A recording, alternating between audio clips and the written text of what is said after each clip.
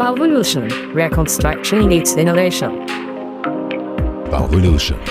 Let's build the future together. All right, so today we are going deep on something pretty cool. Okay, let's unpack this. You know that feeling, right? When you're trying to get somewhere, maybe heading for the train station, and bam, unexpected roadwork. Oh yeah, total disruption. Exactly. But now, imagine seeing, I don't know, autonomous machines just fixing it seamlessly. Almost like magic, yeah. It sounds way out there, but the research we're looking at today says this stuff, autonomous construction machines, it's actually, well, it's already being developed. It really is, and that's the core of our discussion today, isn't it? The safety side of it all. Precisely. We're doing a deep dive into an article from Valvolution. It's dated July 15th, 2024.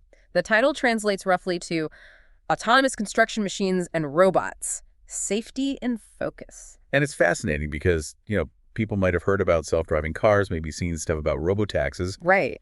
But applying that kind of autonomy to huge, heavy construction gear on a busy, unpredictable building site, that's a whole different ballgame for safety. Humans and massive machines sharing the same space. Totally. So our goal here is to really get into the main safety points raised in this article. As these technologies move from, labs to actual sites, consider this getting you up to speed on a pretty major shift in how we build things. And maybe the best place to start is actually with autonomous vehicles in general, the self-driving cars we mentioned. That tech provides the foundation, really. Good point. The article talks about the 5 levels of driving automation, the SAE standard from 2021. It helps break down what autonomous actually means. Yeah, it's a good framework. So level 0, that's just standard driving, all human. Then level 1 gives you some help, maybe adaptive cruise control or lane keeping assist. Brake single functions. Then level 2, that's partial automation, like Tesla's autopilot, where it handles steering and speed, but you absolutely have to pay attention. Critically important, that last bit. Then you get to level 3, conditional automation. The car can drive itself under certain conditions, but the driver needs to be ready to take back control. The article mentions the Audi A8's Steo Pilot for traffic jams, though I think they discontinued that specific feature. Yeah, they did. It highlights the complexity. Then level 4 is high automation. Car drives itself in most situations within a defined area, like Waymo's robotaxis. Human intervention is pretty rare. And the final step, level 5, full automation. The dream, right? No driver needed, anywhere, anytime. Still mostly in the future, though. Definitely. But each level relies on increasingly sophisticated tech. And that's the key link to construction machines. So what is that core tech? The article mentions sensors, right? Sensoric? Exactly. LiDAR, that's the laser mapping thing, plus radar, ultrasound for close stuff, and cameras, of course. A whole suite of senses. And all that data feeds into artificial intelligence, the brain. Pretty much. The AI processes everything, figures out what's going on, and decides what the machine should do. Plus super accurate maps and GPS. You need that on a constantly changing construction site. Absolutely vital. And the final piece is networking. V2X, vehicle to everything. Ah, right. That's machines talking to each other, V2V. Yeah, and V2I, talking to infrastructure, like maybe temporary site signals. V2N to the network, V2P to pedestrians, VDD to devices. Okay, basically everything talking to everything else. Essentially, yes. It's all about sharing information to make the whole operation safer and more coordinated, telling each other about hazards and conditions. Got it. So with that tech background, how does this actually look on a construction site? The article gives some concrete examples. It does, and they're pretty impressive. Think about autonomous excavators and wheel loaders, autonomous bagger and radlator. So they can measure the area, dig, move earth, all by themselves. Building on GPS-controlled machines we already see sometimes. That's the idea, taking it to the next level of independence, and autonomous molding kit or autonomous dump trucks. For hauling materials automatically, especially in dangerous spots. Exactly. Imagine not needing a human driver in a potentially unstable excavation area.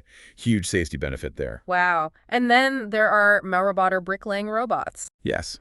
Automatically setting bricks, building walls.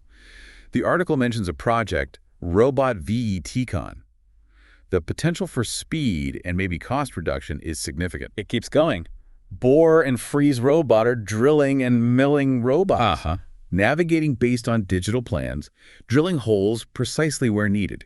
Hilti's J-Bot is mentioned as an early example pushing towards this. And Autonom 3D Drucker, 3D printing on-site. For certain materials, yeah.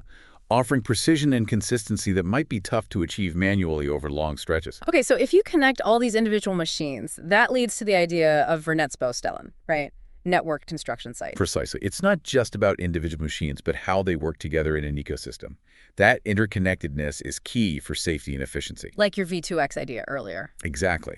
Imagine a drone, an autonomous drone, the article mentions spotting an unexpected obstacle. And it tells all the other machines nearby. Instantly, so they can adjust their paths or stop. Drones are great for monitoring, surveying, tracking progress, and sharing that data across the network. AI-driven surveillance is even mentioned. And logistics robots, moving materials around. Logistic robots, yeah, like autonomous forklifts bringing supplies right to, say, that bricklaying robot we mentioned, streamlining the whole process. The article also touches on cobots, collaborative robots, designed to work safely right next to humans. And this isn't just like theoretical lab stuff. No, not at all. The article specifically points to EU-funded projects, Beyonders, Infra, Hephaestus, Omicron, as real-world efforts pushing this technology forward. It's happening now. Which brings us squarely back to the main point, safety. With all this powerful tech, how do we make sure it's safe? That's the million-dollar question, and the article really focuses on these key safety considerations. It's crucial for getting this tech widely adopted. Okay, so first up, regulation and standardization. Regulierung und Norm, what's the situation? Well, it's tricky. In the U.S., OSHA has general rules for industrial robots, but nothing specific yet for these big, mobile, autonomous construction machines working outdoors. So they have to adapt existing rules. Pretty much. Okay. And the article gives a funny example, trying to apply rules meant for helicopter landing pads to construction gear. It doesn't always fit well. Creates uncertainty, I guess. Yeah. A regulatory vacuum. That's the term used, yeah. It's a bit of a gap. Innovation needs room, but you also need clear safety rules. Without them, you could get a real patchwork of approaches, which isn't ideal for worker safety. What about Europe? EU OSHA is starting to issue broader guidelines for automation, and the expectation is that specific rules for construction will come. But it's still early days for the regulators, too. Okay, so with regulations still catching up, communication becomes even more important, right? Passive and active communication. Absolutely critical. You've got humans and these powerful machines sharing a dynamic space. Collision avoidance is paramount. The sensors and AI help, but they're not perfect. Nothing's foolproof, especially in complex environments. That's where wearables come in. The article talks about smart helmets, glasses, clothes, baby boots. Stuff that warns the worker if a machine gets too close. Exactly. Actively alerting them. It mentions some older projects like Smart Hat and Conwirid, and points out that the German Social Accident Insurance, DGUV, has guidance on wearables for safety. And then there's active communication, not just warning the human, but communication between them. Yes, that's the next step. Clear interfaces so workers understand what the machine is doing or planning to do, and maybe even ways for the worker to interact or give instructions safely. Needs good training then. Absolutely. Which leads directly to the next point. Qualifications and training. Qualifikationen und Schulung. This is huge. Workers need new skills to handle this tech safely. Definitely. And the article really stresses this shouldn't just be a quick training session on site. It needs to start much earlier. Like in apprenticeships and university courses. Exactly. Integrating it into vocational and academic education from the ground up. Technology moves fast. You can't just rely on continuing education later. The Netzwerkbau.Ausbildung initiative is mentioned as trying to tackle this. Makes sense. Okay, what else? Maintenance and servicing. Wartung und Instandhaltung. Super important. Think about all those sensors, the complex software, the mechanical parts. They need regular, thorough checks by qualified people. To prevent malfunctions that could cause accidents? Precisely. It's about having clear maintenance plans, proper documentation, making sure operators know the requirements, and ensuring the technicians have the right skills for these specific systems. Who's responsible for that? It's shared, really. Manufacturers, the companies operating the machines, and worker representative groups like BG Bau in Germany all have a role. Right. And the final safety area, insurance and liability. Versicherung und Haftung, always a tricky one. Oh, yeah. If an autonomous machine causes an accident or damage, who's liable? Oh. The manufacturer, the construction company, the software developer. We probably need new insurance models and clearer legal rules. Very likely. The article draws a parallel to the car industry, which is wrestling with the exact same questions for self-driving vehicles. It even references a German patent office publication on this from 2024. So pulling it all together, The article concludes that autonomous tech has huge potential for construction efficiency. But acknowledges that continuous development brings more applications, benefits, and, yes, new challenges, especially around safety. And the main takeaway seems to be that, just like with autonomous cars, getting the safety aspects right, regulation, communication, training, maintenance, liability is absolutely key for integrating these machines successfully. Couldn't agree more. The article suggests groups like the VDI, the German Engineering Association, could help develop guidelines, emphasizing that everyone needs to be involved. It ends by saying this tech shift is basically inevitable, so we have to focus on handling it safely. There's even a fun little quote tweak. Autonomous driving is unavoidable. Yeah, a nice touch. Okay, so quick recap of this deep dive.